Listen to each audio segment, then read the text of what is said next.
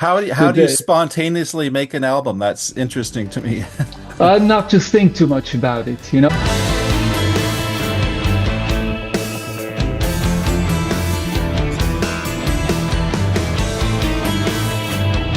If I do an Ayreon album, I think like, who am I gonna invite? Which singers? What's the story gonna be? Which musicians am I gonna ask? And you know, I got all these logistics to think of. And when I do a solo album, it's just let the ideas come in. It's 100% me. I don't have to think about anyone else. So I Oh, can work spontaneous and I can just start with a little idea and let it build. And like when I started, I had all these little snippets of music and I had no idea what the concept was going to be. You know, I was just like listening to the music and thinking like, okay, what could this be about? Well, I heard all these different styles, you know, in these ideas that were like tiny, small songs, big epic songs, sad songs, happy songs. So I needed a concept that could reflect the music, and and suddenly it dawned on me. Also, pretty spontaneous, really. Like, what would people do if they only had 5 months to live? Everyone would react differently. So there's a lot I could do with that for the concept and for the lyrics of the songs. yeah, that is a very intriguing title for your album. How did you come up with the concept? Yeah, so the music inspired me basically. And when I had the idea, okay, you have 5 months to live, what's going to happen? And I didn't want to make it too political, like wars or you know stuff like that. So I thought, well, I'm kind of like a space freak. So what if it's an asteroid, you know, that will obliterate the Earth just like it did 65 million years ago with the dinosaurs? It's funny you mentioned that. There is something coming through the solar system. I'm sure you heard about the news. Something that's from outside of our solar system passing through. Did you hear about that? Yeah, all the time. There's stuff Yeah, like that happening, and it could yeah, happen, you know. So it's a yeah, bit scary, but yeah, yeah. So you mentioned you're a space freak. You mean like you're a science fiction fan or? absolutely, yeah. Yeah. I was 9 years old, I think, when I saw Star Trek on television. Mm. The old series, of course, with Yeah. Spock and Kirk, Hmm. and I was hooked. I was hooked. I was like, "What is this?" You know, that's the first time I saw sci-fi, and I love science. So I love. I'm very bad at science because I'm bad at math, but I'm interested in it. You know, in the universe and how did the universe come to be and when and I love turning science into fiction, basically. Would you consider yourself a progressive rock musician, kind of, or how do you think of yourself that in that Oh sense? yeah, for Yeah. sure. Yeah. It's one of the many styles that I play that I like. I mean, if you look at my cupboard here, I don't. Yeah, there it is. It's loads and loads, Nice. loads and loads of albums, and it's Yeah. so eclectic. There's everything there, and there's Yeah. definitely a couple of lanes of prog and of metal and folk and Yeah. even pop and electronic music and classical music and so yeah, if you listen to Ayreon, you will hear all these styles, and even on my solo album now, all different styles pass by. And I guess yeah, that's what you call prog, you know, no limits. Exactly. It sort of includes even country music. I mean, you Oh hear yeah, for sure. any and every Yeah. genre. There's really no limits with Oh prog yeah. rock. Yeah. No, my previous solo album, or my first solo album, I had a song called "The Midnight Train," and it was totally a country song. So Yeah. it Yeah. is Yeah. possible. Yeah. This, I was curious, you're talking about you had snippets of ideas. Uh, Yeah, so how do you keep track of these ideas? Do you actually record them on a cell yeah. phone, like a little video or something? Or All on my phone. yeah, I Uh, thought I so. used I used to do it before that. I used to do it on my cassette recorder. I still have the cassette recorder, Hmm. but now it's just yeah the voice recorder on or a memo recorder. What do you call it on the phone? Hmm. Hmm. And usually I have like 100, 200 little bits and pieces, and most of them are totally shit and unusable. But always there is an idea there that I'm like, oh, wait a minute, this could turn into something good. How does your solo album compare to working on an Ayreon album? What's the difference? Well, the biggest difference, obviously, is that I sing everything. Well, everything. I sing 80% of it. Uh, and on Ayreon albums, there's loads and loads of singers. Like the Zero One album, I had 20 singers on there. So, and they all play characters. It's always like a rock opera. And I wouldn't call this album. It's a concept album for sure, and it has narration and stuff. But I wouldn't call it a rock opera because I'm the only singer. So that's the big difference. When you mention having multiple singers, that does immediately remind me of Alan Parsons' project, For which, sure, yeah. yeah, that's what introduced me into progressive rock. I had a grade three music teacher who was an amazing teacher. She would play the Raven from the The Alan first Parsons, album, yeah. the very first debut album, Alan Yeah. Parsons. She played the Yeah. Raven to the class, and I remember getting all excited. I went and bought that album. That's interesting that you had different singers on the Ayreon albums. Did you get inspired by Alan Parsons by that, or was that For just sure. oh, For cool. sure. Hmm. Yeah, yeah. It was indeed that first album, which is still the best. And I love iRobot, I think is my favorite album with Steve Harley but I think the first one that did that for me was Jesus Christ Superstar. Oh Um, yeah, right. with Yeah, Ian yeah. Gillan, which was it not 71 or something? I was 11 years old, and I heard that, and it was a whole story, and you had all these characters, and I used to dream away and look at the cover and look at the lyrics and stuff like that. And of course, later on, you had War of the Worlds with Richard Burton narrating and Phil Lynott and the Moody Blues dude. So yeah, all that stuff totally inspired me. Now the new album, tell me about the f forms of release that you have. Like obviously you're going to have vinyl. Do you put Yeah, it out on CD? yeah. Yeah. I'm an old-fashioned dude, and luckily my audience is too. And I've been with Arion now for 30 years. They always bought my CDs, in a time when there was no streaming. So they want to keep their collection complete, which is great for me. I can imagine new bands having a harder time, especially with CDs and stuff. It's mostly streaming, but I make sure it's like a great package. That's very important. Me as a kid, that was so important that the sleeve looked good, that there were lyrics in there and lots of photos and liner notes and stuff like that. So I always, every release I do, I make sure that it's something special because I want to spoil the fans, I want like they still buy my stuff. Maybe they don't even play the CDs, they just want to have the package and they listen to it on Spotify, possibly. But so yeah, we have digipacks this time. We have art books with bonus tracks and instrumental tracks and 5.1 mix. And we have vinyl, black and I think red and yellow. So lots of stuff to choose from.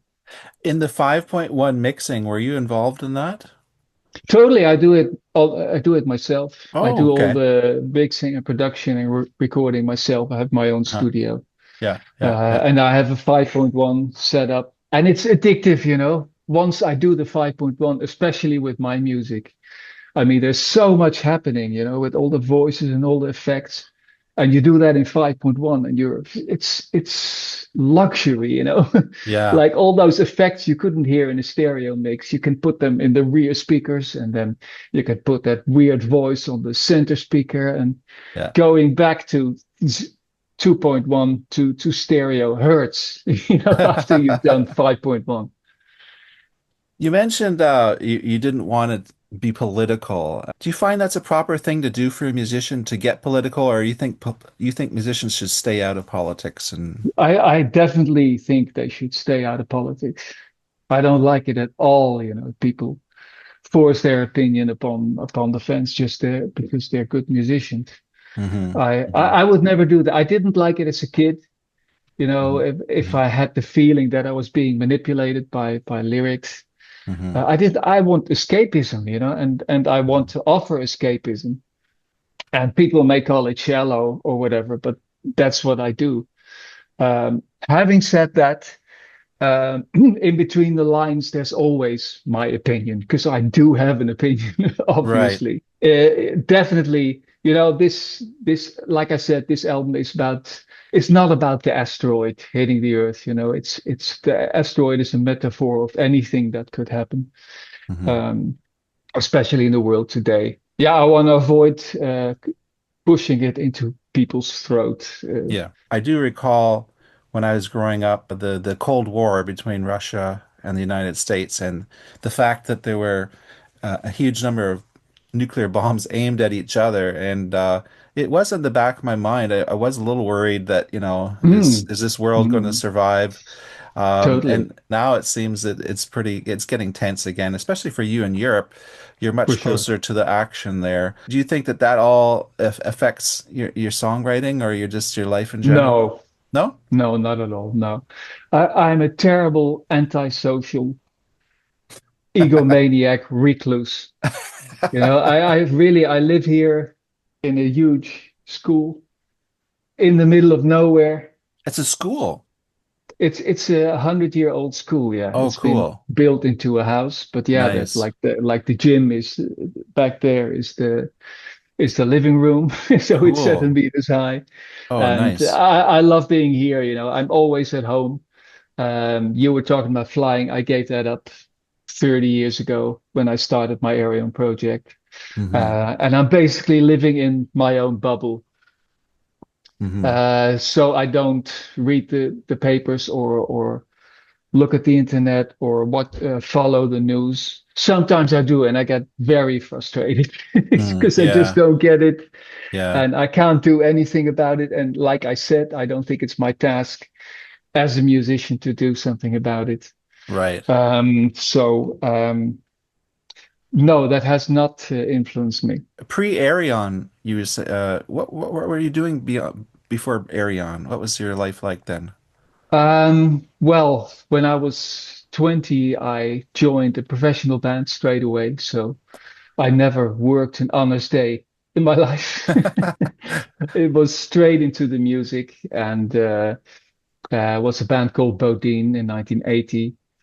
So yeah, the 80s and the 90s, I've been touring basically. First with Bodine, then I joined a band called Vengeance, and which was pretty successful. We did a lot of live playing and until in the 90s, the whole grunge thing blew away all the 80s stuff, you know, especially the hair metal and which is good, you know. They had their time and it's was over. And then I was in my 30s. And basically, that's when I started the Ayreon project. I thought, well, let's stop touring, let's stop playing live, let's work with my favorite artists in the world. Then I don't have to tour anymore. Then don't have to play live anymore.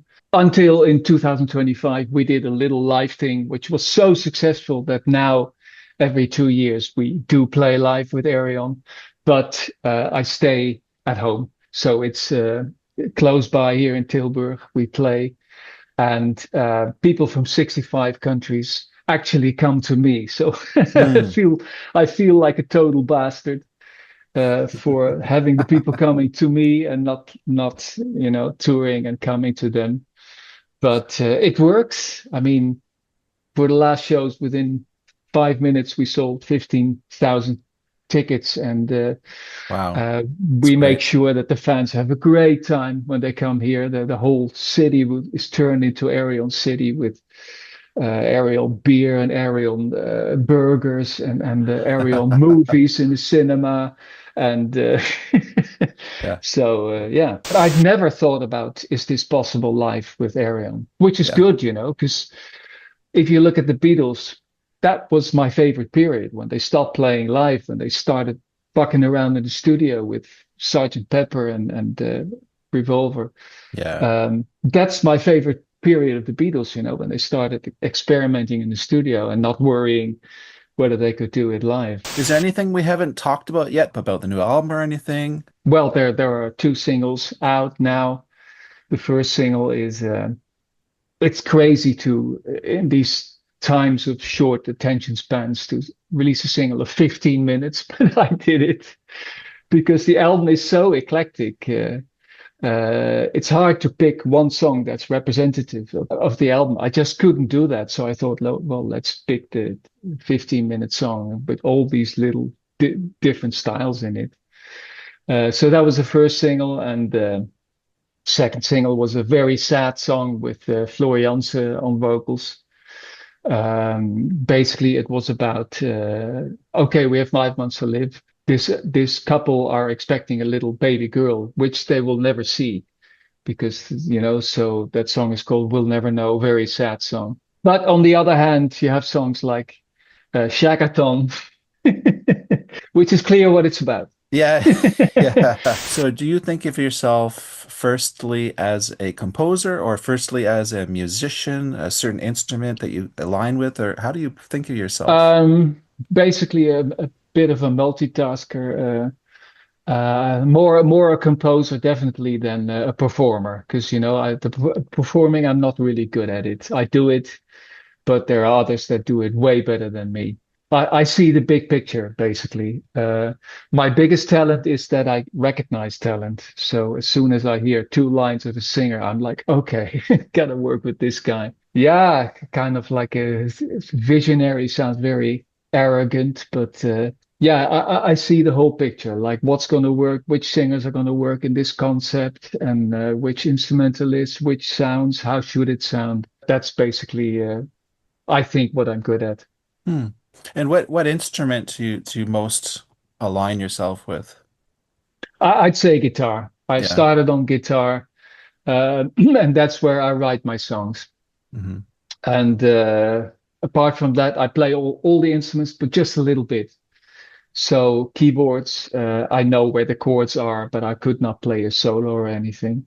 But the most important thing, I know what they should sound like. So I love messing around with keyboards, especially old analog keyboards, and dialing all the buttons and stuff like that. So, and like the old Hammond, and Are you the only musician on your new album, or do you have some guest musicians?